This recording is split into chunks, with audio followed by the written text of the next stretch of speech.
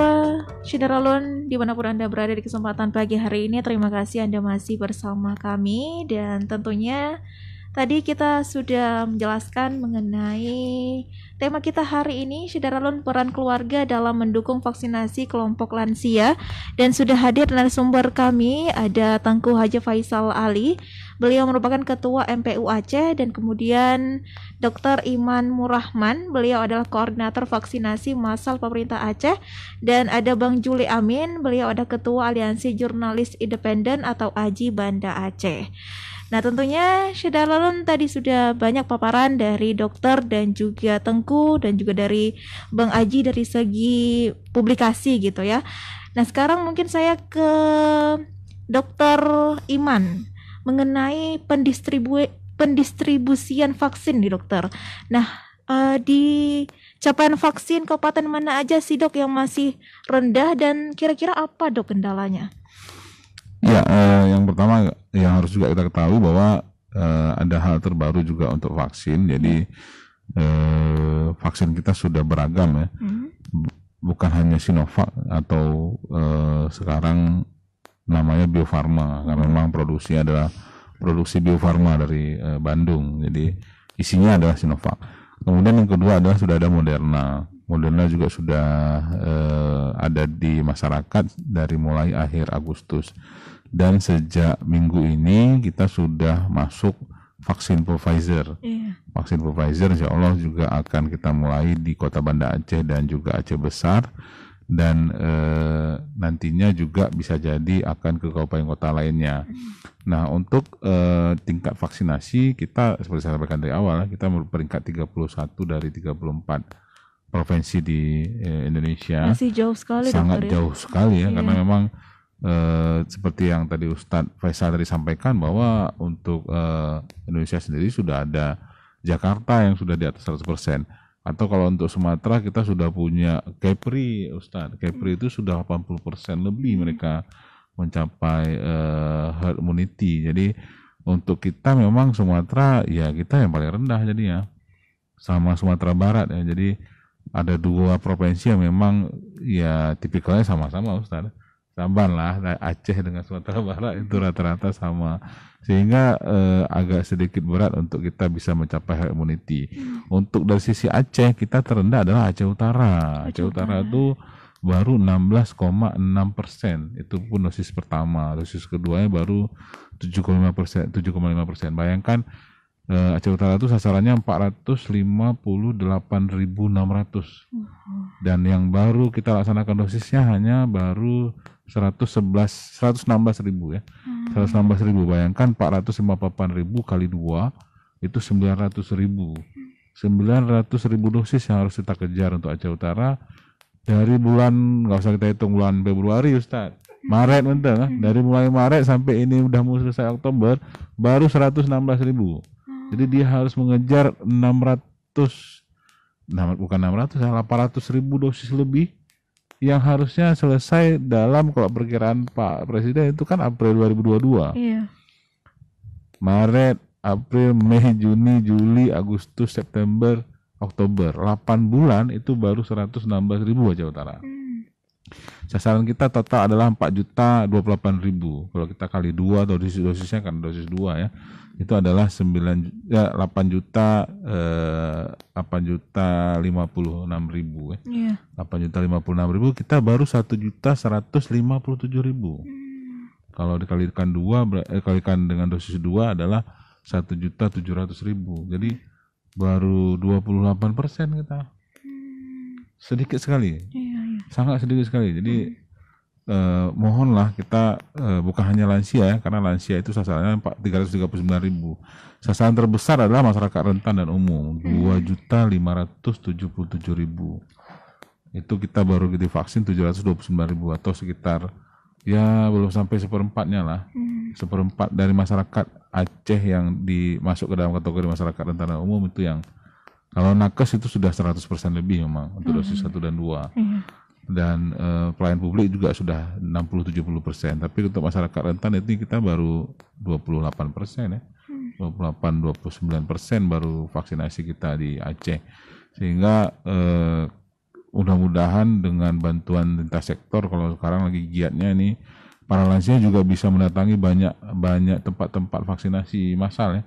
Jadi kalau kemarin kepolisian juga buat untuk vaksinasi pemuda di Taman Budaya, atau juga kalau beberapa teman-teman dari Ikatan Dokter Indonesia juga melaksanakannya di kafe-kafe bekerjasama dengan kepolisian di setiap hari Minggu, karena biasanya hari Minggu pelayanan umum tutup ya, jadi bisa dilaksanakan di mobile di beberapa tempat. Untuk yang pelayanan vaksinasi rutin itu sekarang juga sudah bisa dibuatkan di beberapa tempat. Di kabupaten kota juga mereka sudah membuatkan ke beberapa tempat, sehingga bisa dilakukan oleh lansia itu jalan lah, atau mudah-mudahan bisa kita dekati para lansia. Kalau lansia itu paling tinggi adalah di Banda Aceh, Benar Meriah, dan Pidijaya. Yang lain semua masih di bawah 20%. Jadi di Pidijaya, Banda Aceh itu sudah, di Benar Meriah itu sudah sepertiganya lah lansia sudah divaksin. Mudah-mudahan semua banyak mengikuti kota Banda Aceh ya, karena Banda Aceh ini sudah vaksinasinya akan cepat mengikuti herd immunity. Kalaupun datang nanti COVID, insya Allah Banda Aceh akan lebih siap ketimbang kabupaten kota lain di Aceh. Iya. Nah, dokter bisa dijelaskan sedikit mungkin kendalanya apa, dokter? Nah, kendalanya yaitu rata-rata teman-teman di kabupaten kota bahkan dengan bantuan para lintas sektor sekalipun sudah mengajak pun masyarakat untuk dilaksanakan vaksinasi nggak datang juga. Jadi ini mungkin harus betul-betul kita laksanakan bersama-sama seperti kata Ustadz Faisal sampaikan tadi, bahwa memang kebersamaan inilah agar bisa kita menjadikan vaksinasi ini menjadi program kita bersama ya. Jadi kita anggap ini memang program kita sama-sama loh, bukan program orang kesehatan, bukan programnya orang kepolisian, bukan programnya TNI, bukan programnya Ustadz Faisal atau ulama-ulama, bukan, tapi program kita sama-sama karena untuk meningkatkan imunitas kita sama-sama. Mungkin demikian. Nah, mungkin saya ke Tengku Faisal. Nah, Tengku, strategi yang dilakukan pemerintah terkait percepatan vaksinasi menurut Tengku apa sudah tepat? Ya, baik. Kalau kita melihat secara umum bahwa program ini sudah berjalan baik, ada akses yang sifatnya individual di lapangan, itu hal yang lumrah. Kenapa dalam program yang cukup besar, target yang harus kita lakukan yang cukup besar, dan dalam rangka tadi membangun imuniti kita yang supaya cepat terjadi, menurut kami hal ini sudah bagus kita lakukan. Cuman tetap tadi kita membangun hubungan hati ke hati dengan masyarakat kita, bahasa-bahasa yang bisa menarik simpati masyarakat kita dalam rangka kita mengajak masyarakat kita. Insya Allah kalau dengan bahasa yang baik, bahasa yang santun, kita membangun hati ke hati dengan masyarakat, program ini akan bisa berhasil dan masyarakat kita akan bisa menerima apa yang sedang kita lakukan ini. Jadi yang ini sudah bagus. Ada hal-hal yang perlu kita perbaiki, ya kita perbaiki bersama. Dan kalau misalnya ada hal-hal yang terkait misalnya sedikit di lapangan, itu kami berharap kepada stakeholder untuk tidak membenarkan kalau ada kesalahan. Tapi kita berharap itu sebagai bentuk misalnya minta maaf lah, menyampaikan permohonan maaf kepada masyarakat. Itu perlu kita lakukan. Karena dengan kejujuran kita tentunya masyarakat itu akan menambah simpati dan akan mendengar apa yang kita sampaikan. Insya Allah kebersamaan sekali lagi bisa kita lakukan, dan tadi apa yang sudah dilakukan ini bagus, dan pemerintah kita berharap terus melakukannya sampai terbangunnya herd immunity di tengah-tengah masyarakat kita. Nah, sepertinya ini ada penelpon Tengku, dokter dan juga Bang Juli yang sudah masuk di kesempatan pagi hari ini. Halo, assalamualaikum. Waalaikumsalam. Dengan siapa di mana? Saya Rina dari Lamtemen, Kak. Ya, Rina di Lamtemen. Mau bertanya kepada siapa, Rina? Tadi sama Dokter Iman, Kak. Iya. Jadi gini, silakan pertanyaannya. saya kan punya paman. Iya. Jadi dia usianya sekitar 52 tahun. Nah, yang baru dia jalani kan vaksinasi pertama. Waktu saya ajak lagi untuk vaksinasi kedua, dia udah nggak mau vaksin lagi, apakah bahaya gitu? Maksudnya hanya sekali vaksin aja tapi nggak, yang keduanya dia nggak jalani, gimana tuh? Ya, terima kasih Rina atas pertanyaannya. Nanti kita akan sampaikan kepada dokter yang ada di sini. Dan tentunya Assalamualaikum warahmatullahi wabarakatuh. Nah dokter, ada pertanyaan dari saudara Lun yang di rumah. Ada Rina di Lantemen. Ini katanya kakeknya berusia 25 tahun. Bukan 25 kakek. 52. Ya 50, pamannya berusia 52 tahun gitu ya. Dan dia udah vaksin pertama, tapi udah nggak mau lagi datang ke vaksin dosis kedua. Apakah bahaya nih dokter? Ya, itu juga jadi PR ya, karena kan kalau kita lihat contoh misalnya Banda Aceh sudah 78% dosis pertama, Ustaz. Tapi dosis kedua mereka baru 52%. Jadi sangat jauh sebenarnya dosis pertama dan dosis kedua. Nah, ini sebenarnya kalau dari sisi medis, dosis kedua itu sangat penting karena untuk dosis pertama itu adalah pengenalan. Jadi pengenalan yang dimasukkan ke dalam tubuh kita oleh vaksin itu pengenalan oleh tubuh. Nah, sistem pengenalan itu kemudian mereka berjibaku, saling kenal mengenal segala macam dalam tubuh, dan kemudian mereka akan turun. Nah, pada saat penyuntikan kedua karena mereka sudah kenal, maka itu meningkatkan kekebalannya. Jadi kalau kita hanya menyuntik satu kali, maka kekebalan kita juga tidak akan optimal.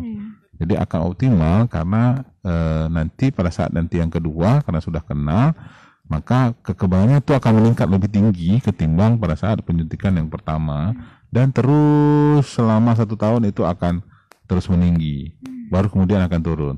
Tapi kalau memang hanya penyuntikan dosis pertama, maka dia akan turun dan masih tetap bisa terkena dan masih tetap akan bisa mengalami gejala berat.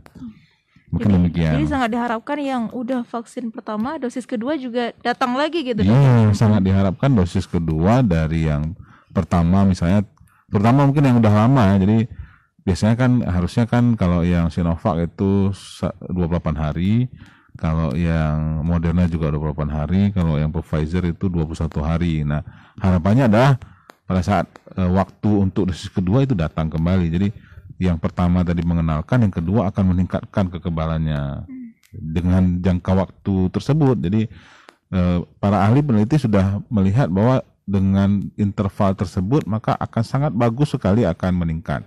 Nah, adapun kadang-kadang kan ada yang kena COVID atau ada yang kemudian sedang sakit, kemudian sehingga nantinya interval jadi 2 bulan, jadi 3 bulan, itu tidak masalah. Tetap akan menjadi dosis kedua. Jadi pengenalan dalam tubuhnya masih ada, sehingga tetap akan meningkatkan yang pertama tadi dan terus akan ada kekebalan sampai dengan 1 tahun ya rata-rata.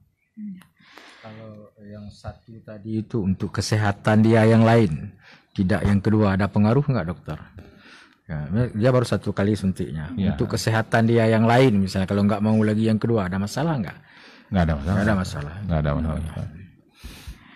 Nah baik, saudara Lun, di penghujung waktu tentunya kita akan mungkin minta sedikit pesan-pesan dari narasumber kita untuk untuk saudara Lun yang ada di rumah, dan tentunya ini berupa closing statement. Mungkin yang pertama bisa dari Bang Juli.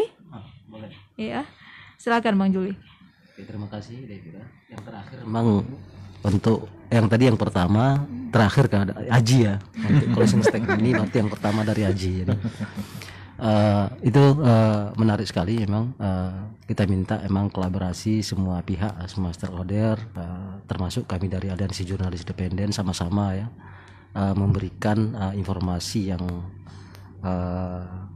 dipahami mungkin lebih mudah dipahami oleh masyarakat, sehingga bagaimana persentase vaksinasi di Aceh bisa tercapai sesuai target pemerintah. Artinya ini untuk kita juga, bukan untuk jurnalis, bukan untuk para dokter seperti yang bilang Pak Dr. Iman tadi, tapi ini untuk kita semua dan Aceh pada umumnya. Artinya ketika kita semua sudah tervaksin dengan sesuai harapan pemerintah, kemudian imun tubuh juga kita semakin kuat dan kebebasan juga semakin terbuka, sehingga ekonomi kita kembali bangkit. Termasuk kami dari jurnalis juga hari ini banyak yang tidak ke kantor, artinya hanya melalui proyeksi pagi itu dengan WhatsApp group. Nah, sebelumnya kita duduk di kantor, bedah apa yang kita mau tulis, yang kita mau angkat jadi headline. Nah, hari ini akibat COVID sering main di grup WhatsApp. Ya kita harapkan semua jurnalis juga ya, bagi yang belum divaksin ya segera divaksin. Oke, terima kasih, itu aja dari saya. Nah baik, mungkin Ustadz Tengku Faisal ada pesan-pesan yang ingin disampaikan kepada Syedaralun yang ada di rumah, silakan Ustadz. Baik, Syedaralun, pendengar radio Serambi FM yang dirahmati Allah, seluruh masyarakat yang kita harapkan bahwa mari sama-sama kita ini mensukseskan program vaksin pemerintah ini demi untuk kesehatan kita bersama, dan ikhtiar itu merupakan kewajiban kepada kita, dan jangan pernah kita termakan dengan berita-berita yang tidak benar. Karena Allah tidak menyukai hal-hal yang sifatnya jelek, tapi Allah menyukai hal-hal yang sifatnya baik. Sekali lagi, mari ya kita sukseskan program vaksin ini demi untuk kita semuanya.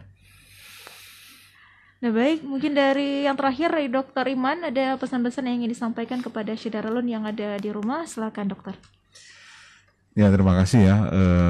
Yang pasti yang terutama adalah jangan mementingkan diri sendiri ketimbang melihat masyarakat secara umum, karena memang diri sendiri adalah merupakan kumpulan dari masyarakat umum, sehingga pada saat diri sendiri kita memikirkan tidak, harusnya adalah memikirkan iya. Sehingga untuk vaksinasi ini mohonlah untuk iya ya, apapun berita-berita yang di luar sana itu tidak ada betulnya. Menurut saya dan juga menurut para ahli, tidak ada betulnya tuh berita-berita yang di luar sana yang menyampaikan ketidakbenaran soal vaksin. Itu yang pertama. Kemudian yang kedua, saya harapkan bagi mungkin misalnya yang punya kampung nih masing-masing nih Ustaz, ada yang punya kampung di Aceh Utara, tolong bangkitkan kawan-kawan atau saudara-saudara di Aceh Utara untuk vaksin. Ada yang punya kampung di PD, tolong dibangkitkan saudara-saudara yang kita yang ada di PD, karena Aceh Utara, PD dan juga Aceh Besar ini adalah, dan Biren itu adalah 4 kabupaten yang memang masyarakatnya yang paling besar sebenarnya di Aceh. Ya. Itu pula yang paling rendah di Aceh, sehingga kalau itu masih rendah, maka jangan harap Aceh akan tinggi. Jadi sedikit lah itu, cuman di Gailue, Selangsa, Bener-Meriah itu kecil lah itu. Tapi memang sangat menunjang sekali kalau memang Aceh Utara, PD, Aceh Besar dan Biren itu mencapai puncaknya. Apalagi ada Aceh Timur juga masih di bawah ya. Kalau itu memang ini mudah-mudahan bagi yang punya kampungnya masing-masing, tolonglah ini kan banyak nih ya yang orang-orang yang sudah terkenal dan pinter-pinter, dan juga orang yang memang sudah berilmu tapi kemudian belum kembali ke kampung dan memang masih berposisi di Banda Aceh atau di Aceh Besar atau di luar Banda Aceh yang mendengarkan Serambi ini, mudah-mudahan bisa juga mensupport dan mensemangati saudara-saudara yang di daerah masing-masing, tolonglah ikut vaksinasi sehingga kita bisa meningkatkan herd immunity kita dengan kekebalan kelompok kita mengikuti profesi-profesi lain yang ada di seluruh Indonesia, sehingga kita tidak tertinggal dan kita memang bisa menjadi maju seperti kata Bang Juli tadi, dan juga kita juga tetap mengikuti ulama seperti kata Ustaz Faisal tadi sampaikan, bahwa memang harus bersama-sama nih untuk menanggulangi COVID dan juga mengikuti vaksinasi COVID-19 ini. Yeah. Nah, Syedaralun dimanapun Anda berada, demikianlah talk show peran keluarga dalam mendukung kelompok lansia. Semoga kita harapkan capaian vaksinasi pada lansia terutama bisa terus meningkat dan kita semua tentunya dapat terbebas dari wabah COVID-19 ini. Terima kasih Syedaralun atas atensinya di kesempatan pagi hari ini, dan terima kasih juga kepada narasumber kami. Ada Tengku Haji Faisal Ali, Ketua MPU Aceh, dan kemudian Dr. Iman Murahman, Ketua Koordinator Vaksinasi Massal Pemerintah Aceh, dan ada Bang Juli Amin, Ketua AJI Banda Aceh. Semoga pengetahuan dan ilmu yang dibagikan tadi Syedaralun dapat menjadi amal jariah dan tentunya menjadi ilmu yang luar biasa bagi Syedaralun di kesempatan hari ini.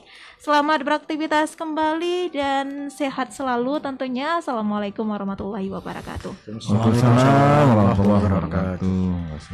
Baik Syedaralun, masih ada saya sampai pada pukul 12 waktu Indonesia Barat nanti dalam program Serambi Expose. Tetap bersama kami di 90,2 Serambi FM, Laguna Peritana.